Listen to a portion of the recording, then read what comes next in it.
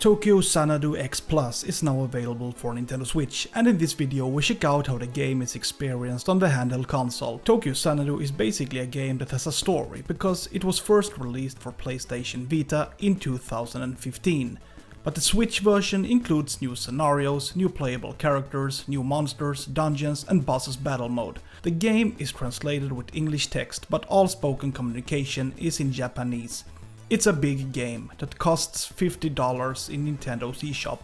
Is it worth the money? That's the question. Don't forget to subscribe to my channel and give a thumbs up. Let's go! Our story begins with us being introduced to our protagonist, a guy named Ku. He studies but also has a few jobs on the side. One night he notices a woman being chased by some shady types. Ku decides to follow, but after a while discovers a mysterious portal. He is sucked into the portal and ends up in a world where dangers and threats lurk around every corner. Who is the mysterious woman? Why does a portal appear, and what is really going on in Tokyo? I obviously don't want to spoil more than that, but I still think that there is value in telling that this is a long and comprehensive story. During the course of the game, we are introduced to many different characters, both playable and those who only play a supporting role. The fact is that there are so many characters in the game that at times I had a hard time keeping track of them all. It doesn't get any easier that the same person is sometimes mentioned by either first name or last name, something that made everything even messier or confusing. Several times I asked myself, who is who? I forgot. However, there is a helpful manual that notes all the people you have spoken to, and it might be worth reading through it from time to time to remember who you met. The story is also divided into a number of chapters, and each chapter is essentially self-contained, with the heroes facing a new problem each time. Admittedly, there are some common denominators, such as, for example, that they investigate the underlying reasons for the emergence of the portals. But the reasons are usually completely unique. In this way, there is a certain unpredictability that I think contributes to curiosity. But sometimes the narrative is very slow and drawn out. You can expect mile-long discussions about nothing. And I ask myself, where is the story going? You get a lot of information about the characters and also about the relationships between them, but it rarely gets really dramatic. Each chapter has its climax, but the way there is filled with dialogues and monologues that could be shortened considerably. But as a whole, I still think the narrative works, because it is, after all, about all the problems that have arisen in the city, and you as a player have to solve them. The design of the game usually has a special pattern. The chapters usually start with dialogues between the heroes. It is now that we find out what problem needs to be solved. Then we are allowed to run around Tokyo. There are actually many nice places to visit, such as a park by the water, a shopping street and a large square. New places are unlocked the further into the game you go. You can now do side missions, the main mission, you can go skateboarding, visit an arcade and play card games. Or you can go shopping if you have enough money.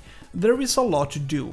After you're done, you can jump into any portal and fight all the enemies waiting there. This is pretty smart if you want to level up, gather capital or find useful items. Some side quests are also linked to the portals, so sometimes you have to run through a labyrinth to find some quest item or similar. When you jump on the main quest again, you can almost always expect it to end up in some portal where you ultimately have to hunt down a boss. So this is broadly what you can expect. Lots of role-playing, but also many missions and tough challenges.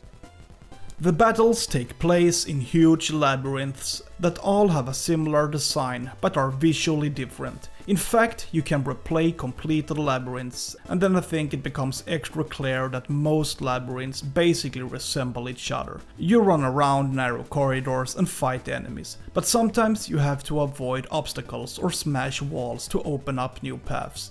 It is not particularly complicated, and there is usually only one way forward. The enemies can, depending on the chosen difficulty level, be very easy to kill or very dangerous. If you choose a higher difficulty, you can expect the enemies to dish out a lot of damage, but if you want to get through the game in a relatively easy way, you can choose easy. Not something I recommend if you want a challenge. Most enemies die from just a few hits, and they are quite forgiving. What is worth noting, however, is that each enemy has its own weaknesses and strengths. Some are weak to fire, others to shadow damage, and so on, so it's important to choose characters who have the right skills and can get the job done smoothly. I also want to add that the battles feel very good. It is very easy to use the attacks you have access to, and my favorite is a flying dash attack that penetrates the enemy in a nice way, extremely harmful and fun to use. You can also use ranged attacks, which can be very useful when fighting enemies that deal a lot of damage in melee. Then of course there are a number of special attacks that I usually save for the bosses. These attacks cannot be used as much as you want, so you have to prioritize when to use them. So overall, it's easy to use all the abilities you have access to, and if you want to change something, you can customize the control in the menu. What I really want to highlight as a positive are all the bosses. They are completely unique and usually have a couple of abilities that should be learned. Some bosses chase you at a fast pace, others multiply, and they usually have access to various melee or ranged attacks. Every boss is like a surprise, and if you chose a higher difficulty, you can probably expect some really tough and challenging battles. The game is bursting with different systems, and one that is worth highlighting is the grid system.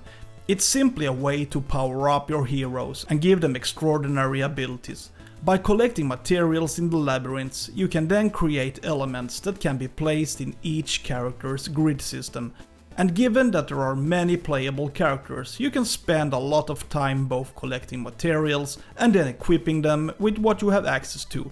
Of course, you can also dress up your heroes in different armor, but purely for cosmetic reasons. In the Nintendo Switch version, you get access to a couple of packs that you can open up for free and then use on your men. But I have to say, it's borderline ridiculous. Why run around fighting hordes of scary enemies wearing combat gear when you can choose to use bathing suits instead? When it comes to performance, I think it runs very well on the Nintendo Switch. The frame rate is at a good level, especially when fighting. It becomes especially important in battles because sometimes quick decisions are required, and since the frame rate in the labyrinth is generally stable, it works well to respond to and avoid enemy attacks. I noticed that if the enemy hurt me, it was basically never because the game was going to have low performance, rather it was because I wasn't fast enough to act in the moment. However, I have found that the frame rate can drop marginally when running around certain parts of the city, especially if it is foggy or raining, but I don't see this as a major problem, as it hardly affects the overall experience. I haven't experienced any crashes either, so that's good. Something I want to emphasize, and which you see in many games where Falcom has been involved, are well systemized menus. They are easy to find your way around. In Xanadu, you press the plus button and you then see the most comprehensive headings such as your equipment, status and settings. But you can also open your phone, which is called Niar. Here you get an overview of current and completed assignments. You can read about completed and ongoing chapters, and much more. In the game you can also buy recipes and cook. The recipes are in your phone and it can be an advantage to cook some meals as you get various buffs and bonuses. Of course, there is also a well-sized guide if you need help with something you don't understand. So with that said, the menus cover most of what you need to know. Everything is gathered in one place and they are easy to use. Tokyo Xanadu X Plus is a very extensive game that will require a lot of time. If you take your time and follow the entire story from beginning to end, you have several days of game time ahead of you. To this I would like to add that you can do all the side quests, run through lots of labyrinths and think about how you want to optimize your characters. In other words, there is a lot to do in this game besides playing through the main story. But even though this is a full experience that works very well on the Nintendo Switch, I think the narrative sometimes gets a little drawn out, which drags the rating down a bit. I would have also appreciated if the labyrinths had a greater variety. There will be a lot of focus on fighting enemies, and I would have liked to see that there were more puzzle-like elements. Some labyrinths contain occasional puzzles, but generally they are very easy to solve, so given that a lot of time is spent fighting, I wouldn't mind if I was occasionally exposed to other types of challenges. But at its core, Xanadu is a well-executed game that I think fans of action RPGs can enjoy. And considering the size of the game and the fact that it's fundamentally very solidly made, I think it's worth $50. You get a lot for your money. With that said, please subscribe to my channel and give the video a thumbs up. Have a great day. See ya!